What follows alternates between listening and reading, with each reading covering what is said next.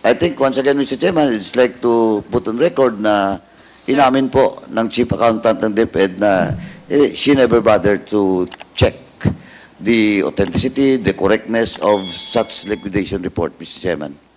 Sir, excuse me, Your Honor. Yes, ma'am, please. May I correct the word not bothered, that I did not bother to check the completeness of the documents. During that time, no matter how, maybe, this is the first time ngayon may cash advance ng confidential fund, but I was made to sign it. So, You were made to sign it. By whom? Ma'am, meron po akong isang tanong. Nakakatanggap po ba kayo ng envelope kay Asek Paharta? Yung totoo po, ma'am. Remember, you are under oath. Aside from your allowance, from your regular budget, nakakatanggap po ba kayo ng envelope just like Yusek Mercado and Director Osias from Asek Paharta? yes, sir. Magkakano? Minimal amount lang po. Which is, how much po? It's not even, Magkano po? it's 25,000. 25,000. How many times po? If you could recall. 9? Ilan? 9 times. 9 times. From what month up to what month? Let me guess. From February to September? I think so, sir. Those 9 envelopes you received is a form of pressure on your part or on the part of the same person that asked you to sign. Miss Catalan. Am I right? Yes or no? No. Yes or no? Maybe, Your Honor. No, it's not maybe. It's yes, isn't it?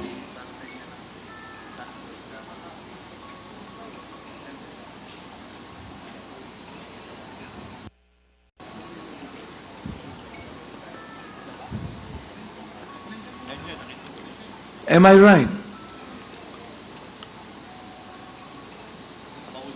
Maybe, Your Honor. Am I pressuring you now? Am I pressuring you now? I'm so nervous right now, Your Honor. Ms. Catalan, for the information of everyone and the chair on this honorable committee, siya po yung isa sa mga pumirma as the head of the accounting department unit. Comsec, nakapag-oath na po ba si Miss Catalan? Ma'am? Miss Catalan, nakapag-oath na po ba kayo? Last hearing, nakapag-oath na? Okay. Yes, please continue, Congressman Paduano. Ma'am, are you still with the DepEd? Yes, Your Honor. And please tell us about your present position in DepEd. I've been the chief accountant since 2010 Until now? until now. Until now. So, you're aware of this liquidation report that was submitted by COA to this committee. And your name was affixed in this liquidation report. And you have a signature on this liquidation report. Yes, sir. So you're aware. I am aware of the face copy of the liquidation report, but the supporting documents were not presented to me. So it was not presented to you, you just signed it? It was, You're the chief accountant? yes, sir, but it was just a formality that it should be covered by the liquidation report. But No, but supposedly you're the chief accountant, you have checked. But per joint circular, sir, it was stated that the liquidation report plus the supporting documents shall be submitted by the disbursing officer direct to the ICPAO. without any presentation to the Chief Accountant. Yung ICPAW po, saan po department under yun? COA, yung Intelligence and Audit Office ng Intelligence and Confidential Funds. COA, do you confirm it? CR break lang po si Attorney Camora, sir.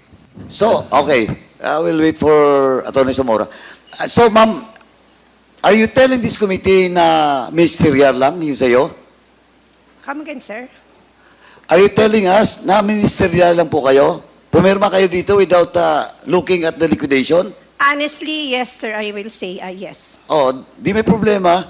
Because if ever a case will be filed against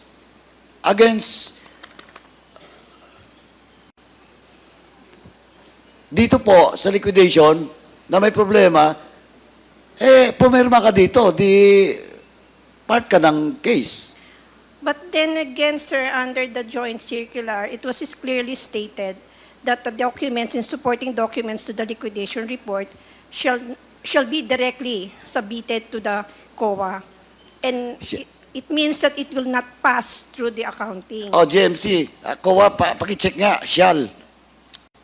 May we know from the representative of COA to be clarified as on the matter?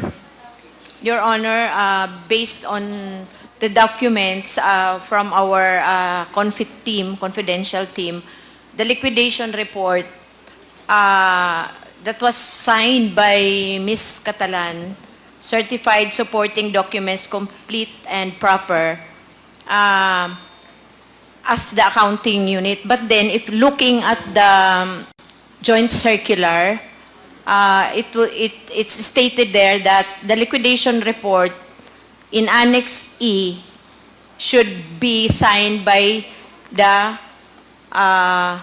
SDO, the accounting unit, or the SDO, meaning SDO Special Disbursing Officer who was given the cash advance of the confidential fund, the Special Disbursing Officer. So if she was not the SDO, Ano po yung sinicertify ng accountant? when she signed the liquidation report of the 37.5, Certifying that? certifying that the supporting documents complete and proper. So, paano po ninyo sasabihin na complete kung hindi naman niya nakita? Could you please clarify us? Paano niya sasabihin na complete ang isang dokumento kung hindi naman niya nakita yung loob? Ms. Catalan. Parang hindi po yata match. Your Honor, it has to be Ms. Catalan who will answer such. Ma'am, how can you certify something as complete and proper if you did not verify what is the content of the documents? Sir, it is a standard procedure that every liquidation document should be covered by a signed No, but liquidation. that is common sense eh. Yes, sir. Paano po kayo magse-certify ng isang dokumento na complete and proper nang hindi nyo nakita? Hindi po ba kayo nagtaka na nagse-certify kayo ng isang dokumento na complete and proper pero hindi nyo naman nakikita yung laman ng loob?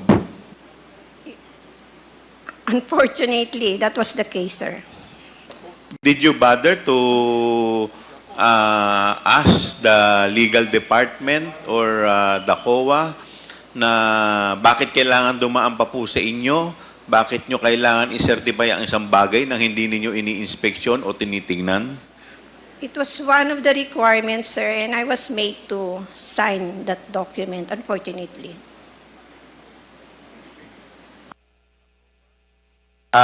Chairman, ako rin I ask... Congressman Paduano, yes, thank you, please Chairman. continue. And I asked Ms. Catalan, yung tenure of office niya since 2010 pa. And I think they're doing it since then without checking the liquidation report.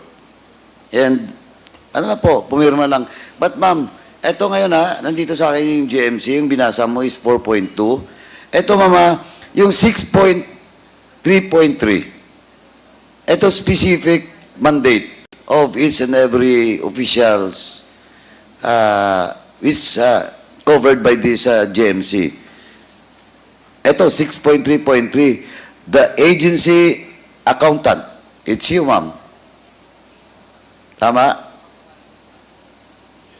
And look at 6.3.3D, paragraph D. You are mandated to submit all disbursement vouchers for cash advance for intelligence and confidential activities / projects, with complete required supporting documents within 7 working days from release of the check. Oh. Hindi mo pwedeng sabihin na you're not accountable. Hindi mo rin pwedeng sabihin na diretsong ibigay sa COA. Because malinaw po sa mandate mo that you have to submit disbursement vouchers, confidential activities and projects with complete required supporting documents. Oh, within 7 days. Can I respond, Your Honor?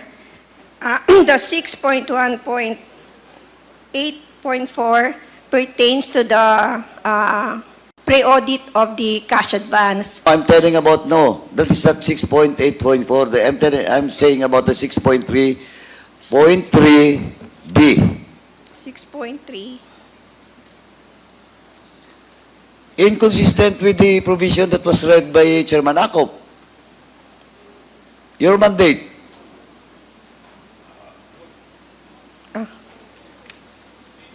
Anyway, Mr. Chairman, it is on record that that the chief accountant of the DepEd never bothered to check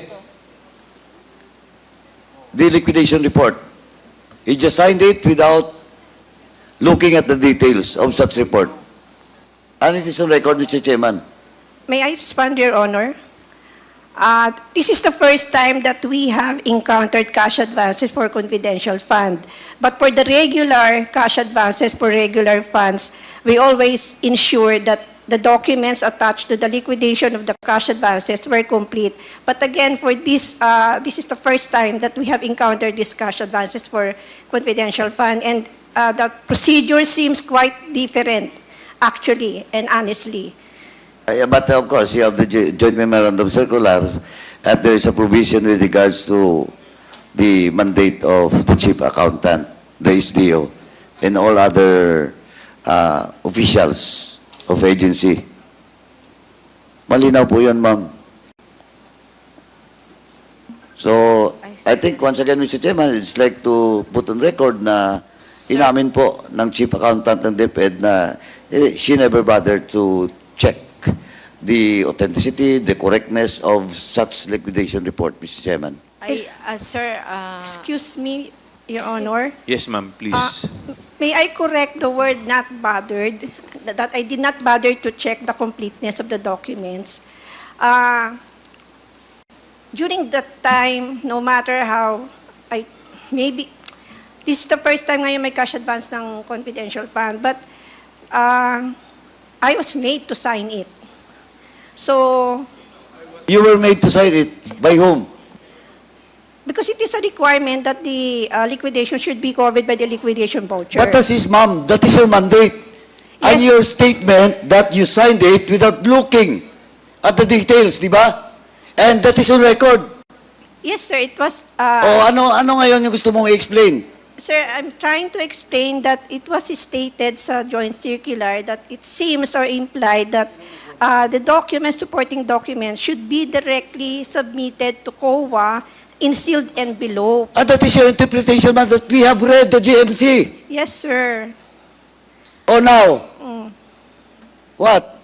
Are you telling this representation that I'm wrong? And Chairman Akop? No, sir. My apologies if you have misinterpreted what I'm trying to explain. No, I did not misinterpreted you. You're telling me that my statement is not correct. No, sir. I'm not saying. I'm sorry po. I'm sorry. I'm sorry, Your Honor. But I'm trying to explain on why I signed that liquidation. Oh, who tell you to sign the document? Are you forced to sign the document? Not really forced, but I was What, not really? requested to sign the document. Oh, you signed the document, but you never bothered to read this mandate of yours? Ma'am, who ordered you to sign the document?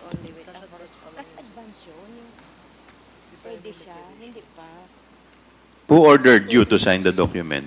Not really ordered, but I was requested by... Yes, who requested you to sign the document? By ASEC Shine Paharda. Sino po? Si Assistant Secretary Shine Paharda. Sunshine Fajarda. Okay.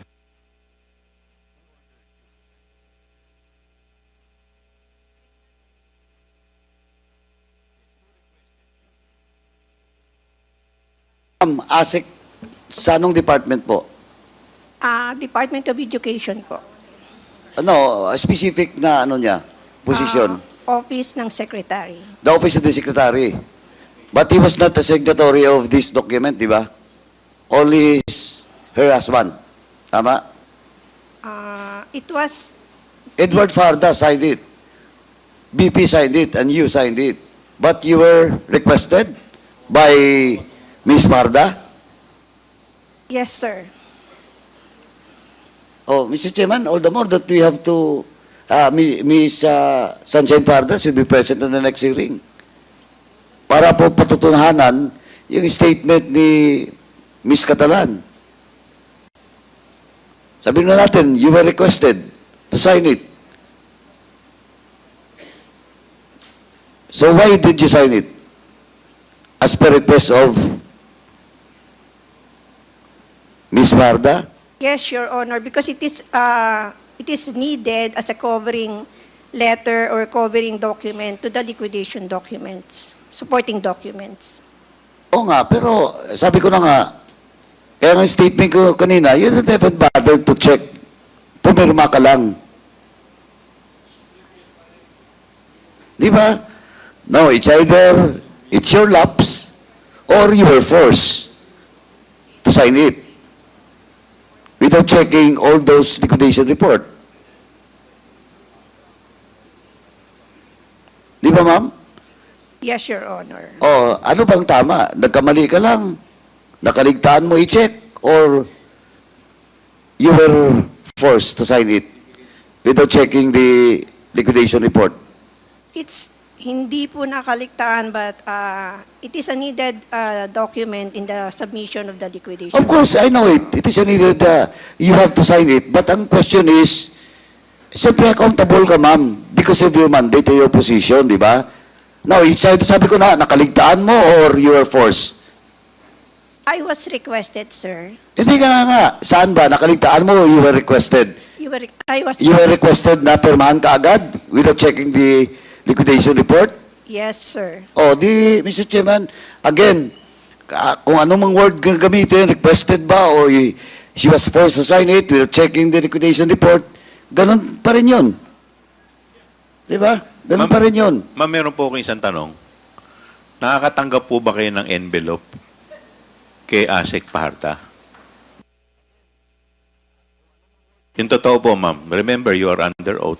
Aside from your allowance, from your regular budget, nakakatanggap po ba kayo ng envelope just like Yusek Mercado and Director Osias from ASEC Paharda? Yes, sir. Magkakano? Minimal amount lang po. Which is, how much po? It's not even, Magkano po? it's 25,000. 25,000. How many times po? If you could recall. 9? Ilan? 9 times. 9 times. From what month up to what month? Let me guess. From February to September? I think so, sir. So, nung September po, tumigil na. Yes, Your Honor. Just like Yusek Mercado. Tama po ba? Yes, Your Honor. So, thank you po. Mr. Chairman, lastly, I'd just like to manifest, Mr. Chairman. Mr. Chairman, Chairman, kaya last Yes. na lang po. Ma'am, actually, ma'am, talagang naawa din ako sa inyo.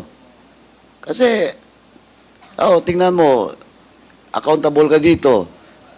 Sabi mo kanina, ni-request ka. Pero ang labas pa rin ganun eh. You were requested, but tapos, medyo kalakaran na may lagayan sa loob. Kaya nga ako, ma'am, I want to just express my sympathy to you. Naawa talaga kami sa inyo. Napipilitan kayong permahan yung isang bagay na hindi tama. Ngayon kung may kaso, pag lumabas yung NDA, yung finality nun, tatamaan kayo dyan. Ano process? Ako, Mr. Chairman, sabi ko nga, naawa lang ako dito sa mga officials ng DepEd. Pag ganito yung kalakaran. Ngayon, dalawa na. Baka sunod, hindi lang dalawa. Di ba? Kaya, Mr. Chairman, at least ngayon, umamin na si ma'am, tama na ako. Okay na ako, Chairman. Thank you. Mr. Chairman. Yes, Senior Deputy Speaker, Don Gonzales, you're recognized. Ma'am, Mr. Chairman, I'd like to address my question to Ms. Catalan, ma'am, the accountant. Ma'am, Mr. Chairman, siguradong dumaan sa iyo itong cheque na to, di ba? You're the accountant. Yung 37.5 million. Tama ho ba? Your Honor, hindi po dumaan sa akin yung cheque kasi ang napadala po sa amin ay voucher. Tama. It would- Meaning to say, the voucher is the basis sa preparasyon ng cheque. Di ho ba? No. Yes, Your And Honor. definitely, there is a date put in the voucher and they will follow that date in preparing the check. So the check was signed by, of course, Yusek Sibilia and Yusek Mercado. Ang napansin ko lang po dito, in your recollection, 2023 yung isang check, that was February 20, 2023. That's number 1 check for the 37.5. Number 2 check, I thought this is quarterly. Ang date po ng check is April 19, 2023. It falls down to 1 quarter. Isang quarter lang po yung dalawang check na issue. Ang pangatlong na check na issue po ng November 23, 2023. Hindi po, na-issue po pala yung pangatlong cheque is July 11, 2023. In your recollection, tama ho ba itong cheque and based on your obligation, on your voucher during the processes of the vouchers into check?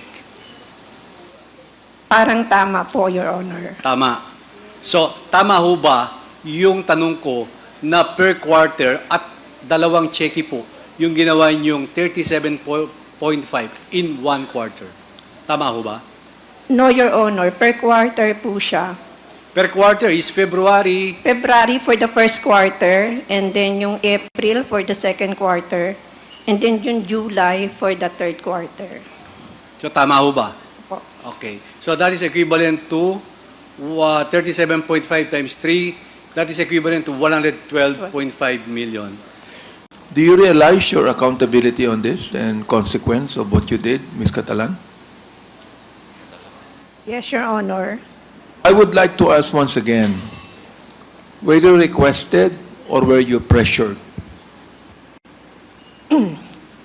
I was requested, sir. You were requested. You were not pressured at all.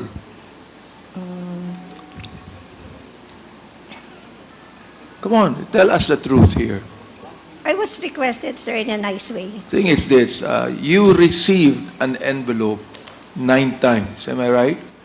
Yes, Your Honor. Is that not a form of pressure?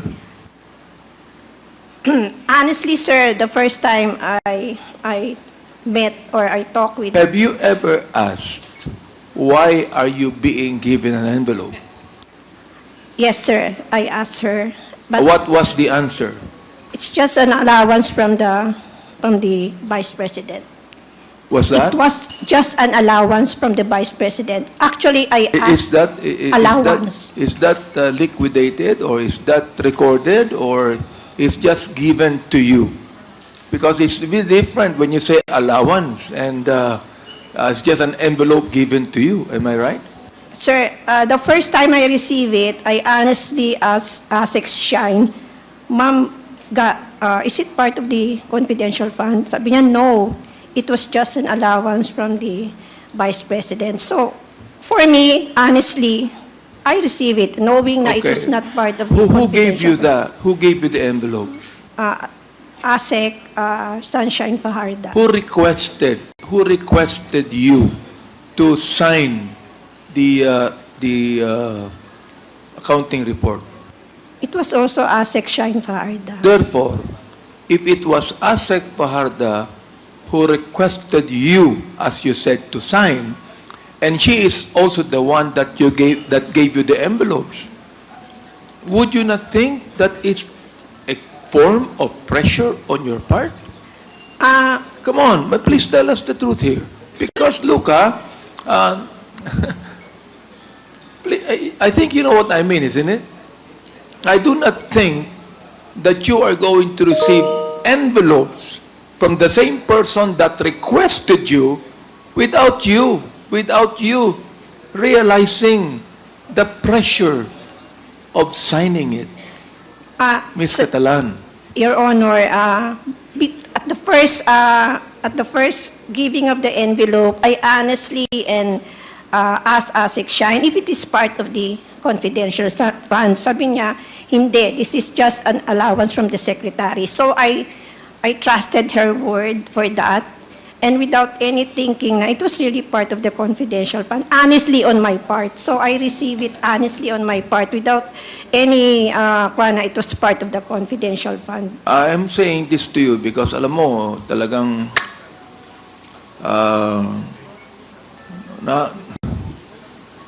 my heart goes out to you, Miss Catalan.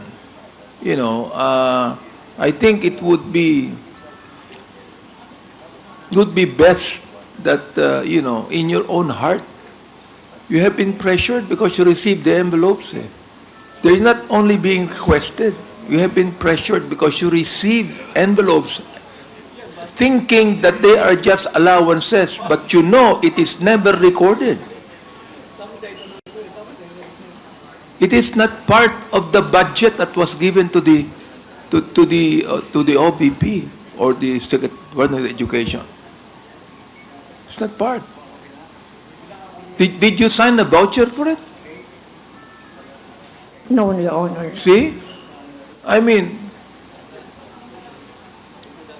so what I'm saying is this. Those 9 envelopes you received is a form of pressure on your part or on the part of the same person that asked you to sign.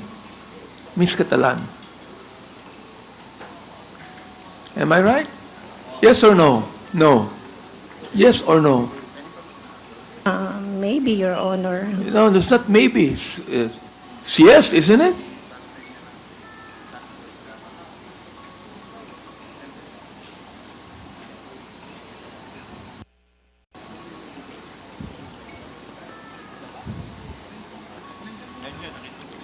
Am I right? Maybe, Your Honor. Am I pressuring you now? Am I pressuring you now? I'm so nervous right now, Your Honor. Mr. Chair, some years ago, Mr. Chair, that when the Vice President was still in the DepEd, that there is a rule that she made, no gift policy. Am I right, Attorney Poa? Yes, Your Honor. That is correct, Your Honor. That's the rule. No gift policy. Do you remember that, Ms. Catalan? Yes, Your Honor. So why is she giving envelopes? If the rule in her office is no gift policy. Therefore, even the Vice President would think that whenever a gift is given, that's bribery. That is subtle bribery. Ms. Catalan?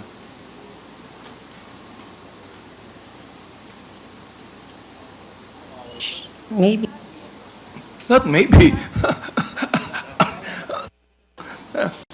Sabi mo sa akin, no gift policy. So therefore, if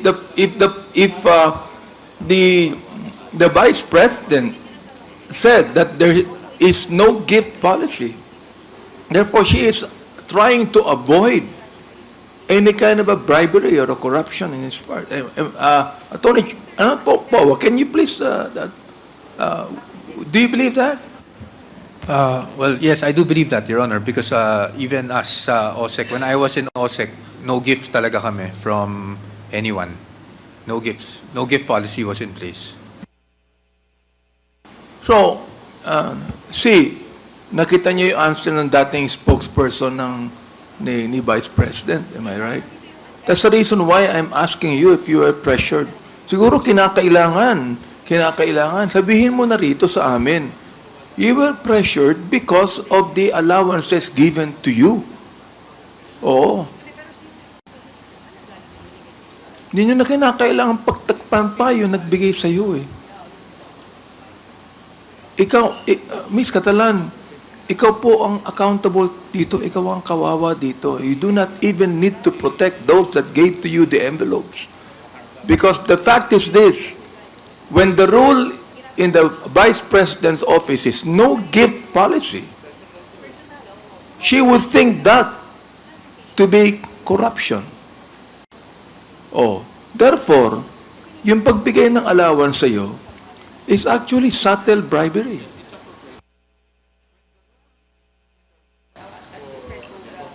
Hindi po ba?